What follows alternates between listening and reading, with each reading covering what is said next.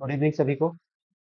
आज एक बार फिर से हम लोग 10 क्वेश्चन लेकर चलेंगे एमसीक्यू, और देखते हैं कि आप लोग कितने क्वेश्चन सही करते हैं 10 में से। आप लोग अपना जो भी आंसर होता है वो हमें बताएं कि कितने क्वेश्चंस में से आपने खुद कितने आंसर किए हैं। पॉज करके वीडियो को आप बनाते रहेंगे। चलिए तो फिर स्टार्ट करते हैं। हमारा आज का जो पहला क्वेश्चन है वो ये है कि the Brahmaputra river is known by which name when it enters in India through Arunachal Pradesh. यानी कि जब ब्रह्मपुत्र नदी अरुणाचल प्रदेश से भारत में प्रवेश करता है तो उसे हम किस नाम से जानते हैं। तो इसका जो सही आंसर होगा वो होगा दिहांग। इसका जो सही आंसर है वो क्या होगा? दिहांग।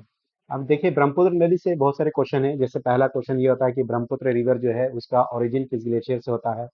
इसे अरुणाचल प्रदेश में किस नाम से जाना जाता है। जब वो भारत में इंटर करता है तो अरुणाचल प्रदेश में इसे किस नाम से? दिहांग से। और जब ये असम में जाता है तो इसे हम ब्रह्मपुत्र नदी कहते हैं। और इससे रिलेटेड और भी बहुत सारे क्वेश्चन होते हैं। ठीक है, तो आगे चलते हैं, हम लोग दूसरा क्वेश्चन लेते हैं। Which one of the following glacier is the source of the Bhagirathi river. यानी निम्नलिखित में से कौन सा हिमनद भागीरथी नदी का उद्गम स्थल है। देखिए, इसका जो सही उत्तर होगा गंगोत्री। हम लोग जानते हैं कि गंगा नदी का जो ग्लेशियर है वो गंगोत्री है, लेकिन गंगा नदी जो बनती है वो भागीरथी और अलकनंदा के मिलने से, उसके संगम से बनती है गंगा नदी।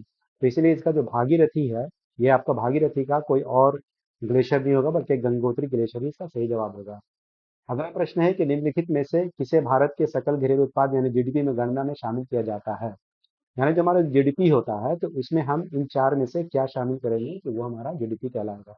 तो इसका जो सही उत्तर होगा वो final goods and services produced with in the country. यानी कि जब एक देश के अंदर, देखिए, हमारा हमारे देश का मालिक ही कोई प्रोडक्ट हम इंडिया से बाहर अगर हम इसको बनाते हैं, अमेरिका में कोई कंपनी, भारत की कंपनी, वहाँ पर भी इसकी प्रोडक्शन हो रही है, तो हम उसको नहीं काउंट करेंगे। हम लोग इंडिया टेरिटरी के अंदर जो फाइनल गुड्स होते हैं, इंटरमीडिएट गुड्स नहीं। यानी इंटरमीडिएट मतलब अभी वो मुकम्मल होने में, कंप्लीट होने में बचा है, वो उसकी बात नहीं करेंगे। जो फाइनल गुड्स होता है हम उसकी बात करेंगे। तो इसका सही उत्तर हो जाएगा सी। अगला क्वेश्चन है कि भारतीय संविधान के किस अनुच्छेद के तहत के युद्ध, बाहरी आक्रमण या सशस्त्र विद्रोह के आधार पर राष्ट्रीय आपातकालीन घोषित किया जा सकता है।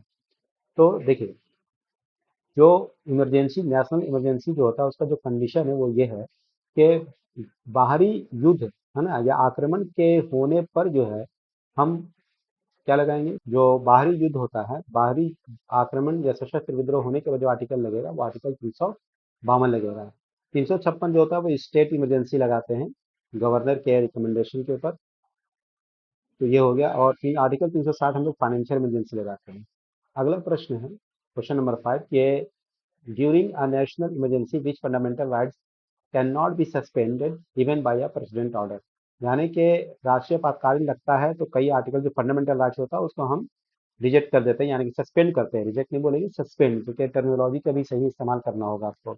रिजेक्ट अलग चीज होता है, सस्पेंड अलग चीज होता है, फिनिश होना या एंड होना अलग चीज होता है। इसलिए हम यहाँ पर क्या बोलेंगे, सस्पेंड होता है।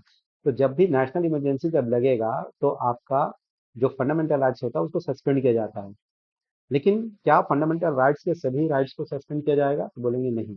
बल्कि ये जो राइट टू फ्रीडम होता है उनमें से जो आर्टिकल 20 और 21 है, यानी कि जीवन जीने का अधिकार जो हमारा है, आर्टिकल 21, वो आपको नहीं छीना जा सकता है।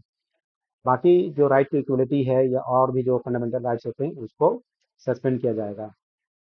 अगला क्वेश्चन है कि मानव मस्तिष्क का कौन सा भाग मुख्य रूप से शरीर का संतुलन, मुद्रा तथा ऐच्छिक गतिविधियों के समन्वय को नियंत्रित करता है। यानी कि जो हमारा जो ह्यूमन ब्रेन होता है वो प्राइमरली जो है वो कंट्रोल या बैलेंस किसको करता है? पोस्चर को करता है, कोऑर्डिनेशन को कौन करता है? तो वो उसका जवाब होता है सेरिबेलम करता है। अगला प्रश्न है कि a person standing in a movie bus stands follow forwards when the bus suddenly stops, which law of physics explain the phenomenon। देखिए, ये कई बार हम लोग ये प्रश्न को डील कर चुके हैं, साइंस के क्वेश्चन को बहुत बार हमने देखा है ना। तो इसका जो सही उत्तर होता है वो न्यूटन फर्स्ट लॉ होता है। तो उसके बाद देखेंगे क्वेश्चन नंबर 8 कि the main objective of the Swadeshi movement launch in 1905 was to. यानी कि जो बंगाल, देखिए इसका जो सही उत्तर होगा वो होगा support the partition of Bengal. यानी कि हुआ यह था कि लॉर्ड कर्जन ने 1905 में जब बंगाल के विभाजन किया था तो उसी समय जो है सो एक स्वदेशी मूवमेंट स्टार्ट किया गया था, जिसके तहत बोला गया था कि हम अंग्रेजों के किसी भी वस्तु का इस्तेमाल, प्रयोग नहीं करेंगे। और रविन्द्रनाथ टैगोर वगैरह लोग इस समय बहुत एक्टिव थे, बहुत सारा काम किए थे। इसका जो क्वेश्चन नंबर 8 का जो सही उत्तर होगा वो support the partition of Bengal होगा। अगला प्रश्न है क्वेश्चन नंबर 9 कि who among the following founded the servant of India society 1905। तो इसका जो सही उत्तर होगा वो होगा गोपाल कृष्ण गोखले। तो गोपाल कृष्ण गोखले जो थे उन्होंने सर्वेंट्स ऑफ इंडिया सोसाइटी की स्थापना 1905 में की थी।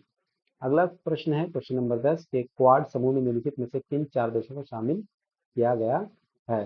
तो देखिए जो पैसिफिक ओशियन से जो लगे हुए कंट्रीज हैं, है ना, इंडिया, यूएसए, जापान और ऑस्ट्रेलिया, ये इसका सही उत्तर होगा। चाइना तो बिल्कुल भी नहीं होगा, क्यों? क्योंकि ये जो क्वाड का स्टैब्लिशमेंट ही जो किया गया, इसका गठन ही किया गया, वो चाइना को काउंटर करने के लिए ही किया गया, इसलिए चाइना इसका उत्तर नहीं होगा। ठीक है, तो इस तरह से हम लोग देखेंगे कि हम लोगों ने आज 10 प्रश्नों का उत्तर दिया। अब आप लोग चेक करके बताएं कि आपने कुल कितने प्रश्नों का उत्तर दिया है। तब तक के लिए धन्यवाद।